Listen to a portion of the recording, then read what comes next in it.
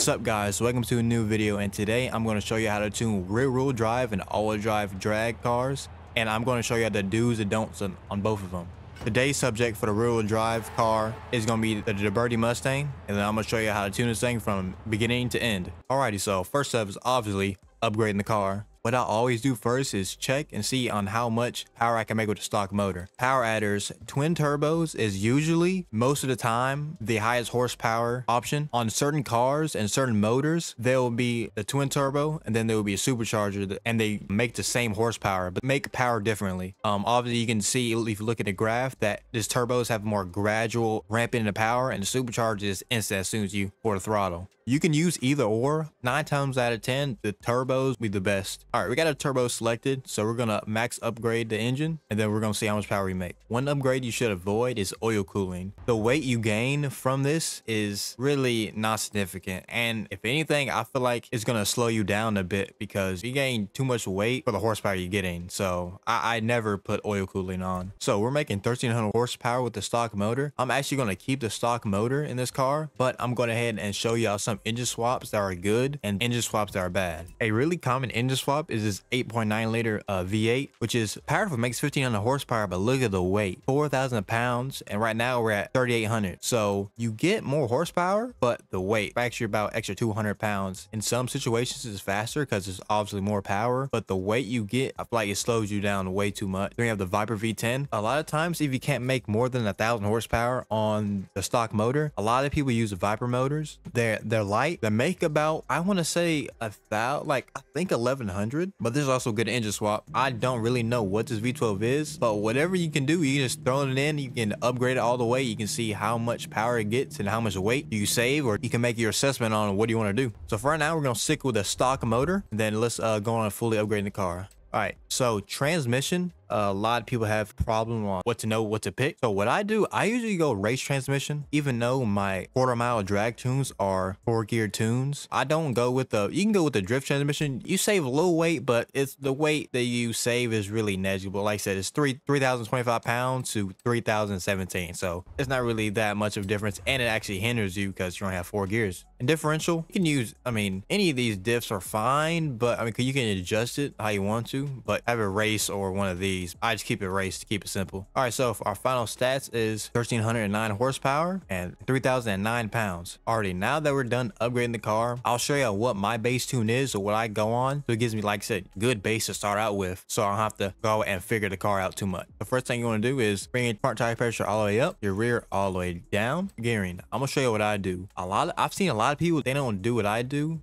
They keep their final drive, they adjust their final drive, then they can adjust this. What I do personally, I just take that sucker all the way back to 220. In some cases, you do want to leave your final drive the way it is, and you can go and test it and see if it hooks like that. But this is what I usually do. Start out at 220. I don't touch none of these right now, but I just go to 220 because your first gear could be perfect. Alignment, turn all this stuff to 0. You turn your annual caster to 7 or leave it there. It doesn't matter, but I always just turn up to 7. And your roll bars, you want it all the way stiff, so you're more stable and not wobbling around. Suspension, this is one of the most important parts. I turn my front softness all the way down, and then my rear is all the way down also. Our ride height is all the way up. Dampening, one of the most important sections. Front, remount stiffness, you want at 1. Rear, you want at 9. Bump stiffness, front, you want at 9, and rear, you want at 2. This is a very good baseline for a nice squatting car. Gives you a lot of good weight transfer, and nothing like when you squat and come back up that it rebounds, the back tires bounce. It's a really good base, and I'll show y'all what to do to adjust this for certain cars that don't like the setup or that you need to adjust it. Aero, if you have any aero that you can't remove, you can turn it all the way down. Brakes, I don't really tell nothing on brakes most of the time. Differential, what I do is 100 and 0 for the differential. So that right there is a good baseline for you to come out with. Every single drag car I do this for. I get this base tune and then I just come out. Alrighty, so first thing you want to do, you want to go to your settings. For whatever reason, this works. I've seen it for some other guys and I tried it myself. It actually works. So if your car's not hooking, try to switch it to standard and see if it hooks better. I don't know, it may be a psychological thing, but so far when I turn it on, my cars tend to hook better. So of course, traction control, stability control off. I am using manual clutch, and this method I am using the advanced launch control. You can use a regular launch control. The same thing applies to what I'm about to tell you. Everything applies, so you just have to adjust it for the regular launch control. All right, first off, I want to teach y'all how to do the advanced launch control if y'all don't know how to do it. It's pretty simple. Sometimes you have to get rolling for it to start. So we can try this here. What you want to do is hold your handbrake. You want to accelerate. Your RPMs are going to go up. You want to catch it with the clutch on the way down. So handbrake, throttle, and catch with the clutch on the way down. Handbrake, throttle. I caught it with my clutch. So you can sit right here.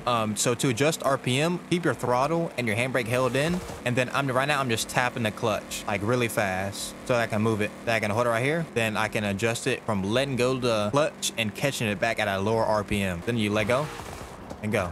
And sometimes it doesn't engage launch control all the time. So I'm holding clutch, accelerating. If you don't catch on the way down, you let it go to this resting spot and you try to tap the clutch. It just doesn't do anything. It just freaks out. What we have to do sometimes is I roll back, then I accelerate, and then should be able to do it. Now is the time y'all all been waiting for, the actual tuning part. I usually do a little burnout. Too much heat in a tire will affect your grip. So let's do our little small burnout. All right, and that's about it. That's all a burnout I usually do. So let's get staged up. I'm gonna launch it just above 4,000 RPM. That's always a good measure to do. Some cars like more RPM, some cars don't. You just have to play around with it. So we're gonna see. Okay, so first gear we spun. So let's go in and turn it down some. How I tune, I only turn first gear until I get the launch down, and then I move on to the other gear. Let's turn it down a little bit. Let's go about 400. Get a little heat in your tires again. That right there seemed like the sweet spot. We did a nice wheelie, it hooked, no spinning, no nothing. Show you our side view.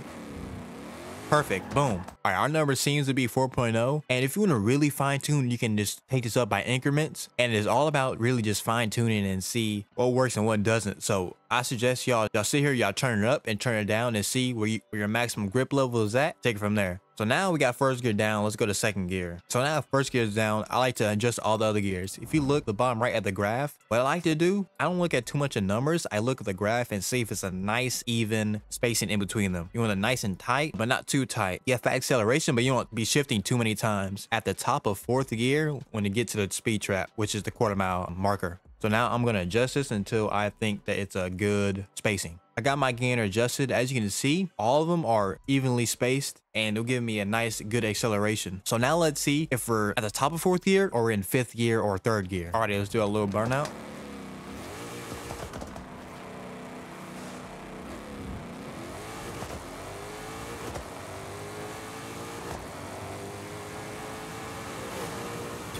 Boom, right there. That was actually perfect. You see, on top of fourth gear at the speed trap. And one thing you want to do is make sure that you don't shift going into the speed trap. That'll slow you down. So make sure you're at the top of your fourth gear. I was kind of on the limiter right before I got there. So I'm just going to back it down some, then I can adjust my fifth gear. And I chose fifth gear and sixth gear for in case you do any long races. I just simply adjust it where it's a good spacing in between them. Sometimes you're not going to only race quarter mile. You're going to race half mile, whatnot. So that's why I like to adjust fifth gear and sixth gear. So that right there is really the basics of tuning. Now I'm going to show y'all what things you can adjust if you're having some issues. Of course, any spinning issues, you can turn down your first gear, turn down your final drive, see how it is. If your car is too light, you may need to throw in a roll cage. A lot of times being too light, not wide enough tire, you're going to spin. And then you're going to end up having to make the first gear like all the way down here. Like it takes like 120 miles an hour in first gear and all that stuff. So add a little bit of weight, maybe even add some heavy wheels just to see if that weight will help you. It should help. If your car just has too much grip and you're gearing, you're like maxed out, or 6.0 and you just can't get the car to stop wheeling. One thing to adjust is your front rebound stiffness. Turn up, I say about a point at a time, so 2, 3, and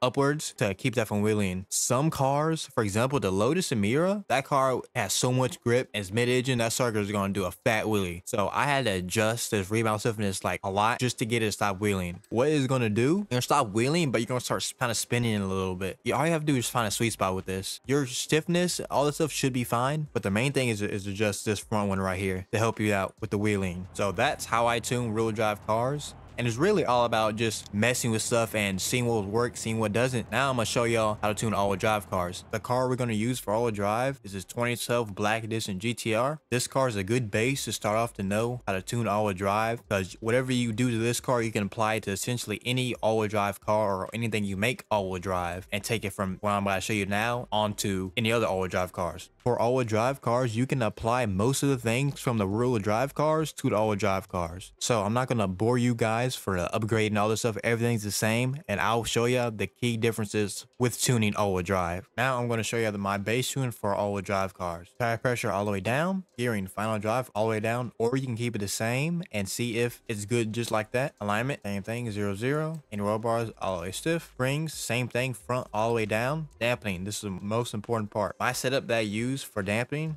is rebound stiffness front 1, rear I'm putting the 4, bump stiffness front I'm going 9.9. You can do 10 if you want even number, doesn't matter. And rear you want 1. So this is a good base suspension. Differential is another important thing. For my balance, I'll always do in between 80 and 70%. I find that's a sweet spot for your car. If your car is spinning too much, turn it up to 70% so it gives more power to the front wheels so you can get more grip. And what I do here is acceleration all the way up and deceleration all the way down. So that's my base tune for all-wheel drive tuning. Okay, let's see what this thing does with the base tune that we just had.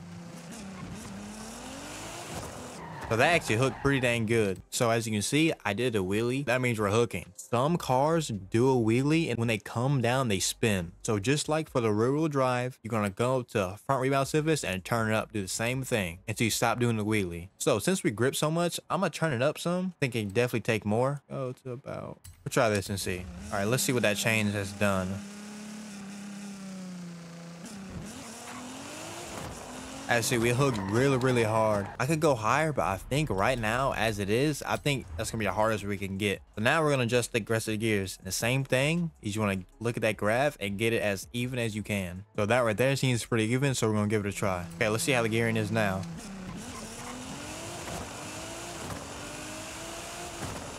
It looks like we're not gonna hit 4th gear.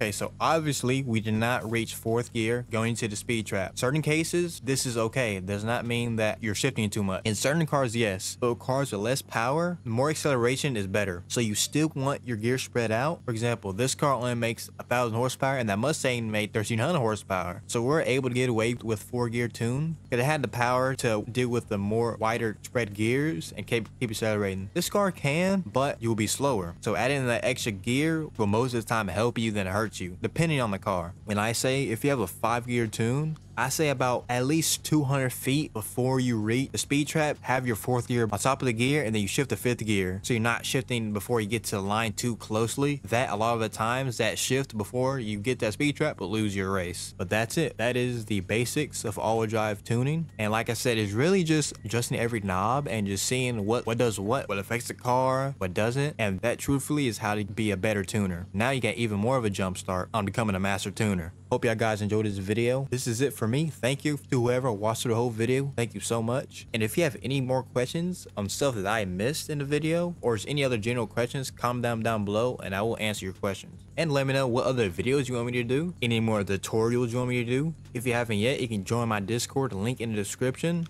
If you want to be in group videos or suggest me tunes or play other games with me, I also play Assetto Corsa, BeamNG, stuff I haven't posted on the channel. Let me know if you want to actually see those games on here because I really enjoy them. I just haven't got around to posting them. Thank you once again for watching the video. And for those that care, sorry that it took me a month to post another video. I've been having a crazy schedule at work recently. Kind of be thrown off my whole day. Like I'll be going in from 12 p.m. to 8 a.m. stuff like that. So then I like kind of sleep the whole day and my time recollection is kind of off. I haven't really been feeling posting videos because I never want to force myself to post videos. But that's how I took my 1.5 year long break because I felt like I had to or force myself to make videos. And now I just came back naturally and really back motivated to make more videos. So there might be some more time in between videos. They might be back to back, but they might not be. So just bear with me. And now I'm just working on doing the best content I can, the best quality editing. I'm trying to step up a lot of things. Let me know. And maybe I think of the editing in this video. I hope you all are doing good and I'm out.